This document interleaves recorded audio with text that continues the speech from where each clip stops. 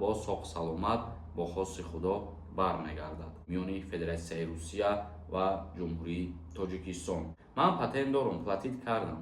омадан ма 3 рӯз шид. Ассалому алайкум ба ҳама нафарҳое ки ҳама рӯза видеоҳои моро тамошо мекунед. информатсияҳои нав пешкаши шумо мегардонем, бо диққат тамошо кунед ва дар видеоҳо ҳатман дастгирӣ кардана фаромӯш накунед. бародаро, чӣ хеле ки ман дар видеои гузашта гуфтам, иншааллоҳ худо розӣ бошад, рӯзҳои наздик ман номереро мемонам ки нафарҳое ки мехоҳанд сафари ҳаҷи умра кунанд, фарқ надорад, аз тамоми гӯшаи дунё кори шуморо буд карда мешавад. худо хоҳад, интизор бошед ва боша хоҳишмандон шумо аз ҳозир фикротонро навистан бигиред ва мо ҳамин коре ки пеша кардем аз тарафи шумо танҳо дастгирӣ мешавад ва худованд розӣ боша, ҳар касе ки ба воситаи одамҳои мо мерава сафар мекунад ба хоси худованд ва сари баланд мерава бе ягон камбудӣ бо соғ саломат бо хоси худо бармегардад. мавзӯи асосии имрӯзаи мо Федератсияи Русия ва Ҷумҳурии Тоҷикистон ҳамкориҳои сармоягузориро зиёдтар медиҳанд. ҷонибҳо ният доранд лоиҳаҳои мушаххасро дар ин самт роҳандозӣ намуда заруриро омода кунанд ва сармоягузории бештар ҷалб намоянд. ширкати сохтмонии Русия ва корхонаи воҳидии давлатии дурнамоӣ ҳамкориҳои сармоягузориро баррасӣ карданд. қайд карда мешавад ки дар мулоқоте ки аз ҷониби намояндагони ин ниҳод ташкил карда шуд, ҷонибҳо як қатор масъалаҳои марбут ба таҳияҳои лоиҳаҳои дахлдор ва инфрасохтории заруриро баррасӣ намуданд. яъне баъди гуфтугӯ ва суҳбате ки баргузор гардид миёни Федератсияи Русия ва Ҷумҳурии Тоҷикистон, тасмим гирифтанд ки ҳамкориҳо ва сармоягузориҳоро зиёдтар кунанд ва лоиҳаҳо омода шуда истодааст дар бораи боз ҳам зиёд намудани ҳамкорӣ миёни Федератсияи Русия ва Ҷумҳурии Тоҷикистон. ин буд як информатсияи нав хостем ба маълумоти шумо бирасонем оиди зиёд шудани ҳамкориҳо дар масъалаи ду кишвар. як хабари дигарро барои шумо пешкаш мегардонем, хабари фоидаоваре бародари азиз. ҷавонони тоҷик барои таҳсил ва кор ба Олмон равона карда мешаванд. зиёда аз 50 нафар ҷавонони тоҷик барои таҳсил ва кор ба кишвари Олмон фиристода мешаванд. дар ин бора вазири меҳнат, муҳоҷират ва шуғли аҳолии Ҷумҳурии Тоҷикистон зимни нишасти матбуотӣ хабар дод. тавре ки масъулини вазорат зикр намуданд, моҳи май аз музофоти Баварияи Олмон як гурӯҳи корӣ ба Ҷумҳурии Тоҷикистон ташриф оварда созишномаи нав ба имзо расониданд. мувофиқи талаботи корфармоён ба музофоти Баварияи Олмон аз Тоҷикистон, ҷавонони синни соли аз 18 то 25 солае ки забони олмониро медонанд, фиристода шуда дар бахши сохтмон, хизматрасониҳои меҳмонхона ба кор ҷалб карда мешаванд. ва инчунин гуфта мешавад ки 65 нафари дигар барои таҳсил дар Олмон дар ин созишнома вобастагӣ дорад ва равона карда мешаванд.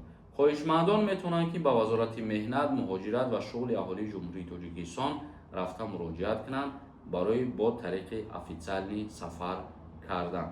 информатсияҳоро хостем ба маълумоти шумо бирасонем ва акнун каме комментарияҳои шуморо мехонем ва саволотон ҷавоб мегардонем. бо диққат гӯш кунем.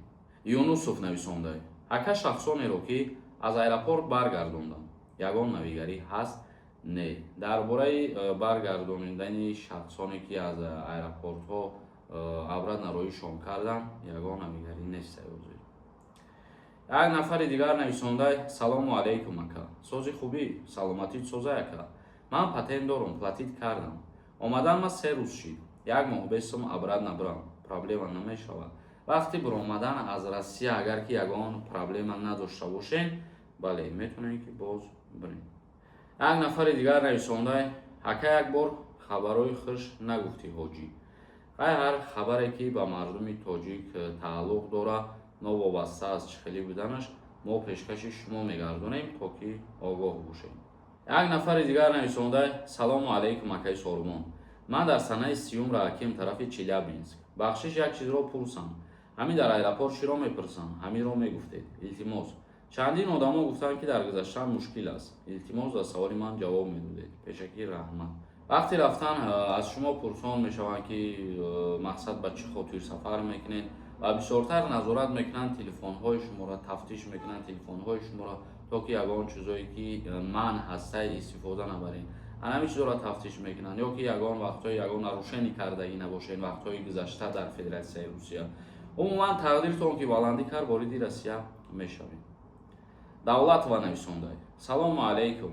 Стоматолог Санкт-Петербург нест? Не, мутаассифона дар Санкт-Петербург надорем ягон шинос. Азиз нависондай: салому алейкум ака, сози хубӣ, саломатиё хубае? Пешакӣ раҳмат акаи Солмон. Ман паспорт проверка кардам, запрет мондиам. Патентон аннулировад. Запрет монда бошанд, мақсад ба Россия сафар карда наметавонед. Як нафари дигар нависондай: салому алейкум акаи Солмон. Агар мигратсиони картаи госиқатӣ бидрои Россия, патент мекунӣ ё ин ки не? Не, патент намекунӣ ба мигратсиони картаи госӣ. Сафаралӣ нависондай: салому алейкум акаи Солмон. Ман патент 28 августи 25 патент гирифтам. То 28 июни 26 платит кардам. 2 моҳи дигаш монда ба Тоҷикистон омадам, наспоридамаш. Агар богашта бурам патент гирифта метавонам. Агар аннулировать накарда бошам барои наспориданат метавонам. Аннулировать шида бошад наметавонам. Фарид нависондай: салому алейкум Солмон. Ман 3 сол шид дар Россия омаданам. Тӯли 3 сол шид ки ман дар ресторам. Картам маҳкамай. Лекин проверка мекунам, паспортам мегӯям тозаи паспортот.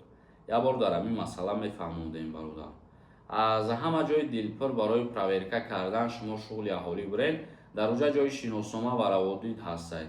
ҳамонҷода шумо тамоми чизои аниқа барои худтон мефаҳмед.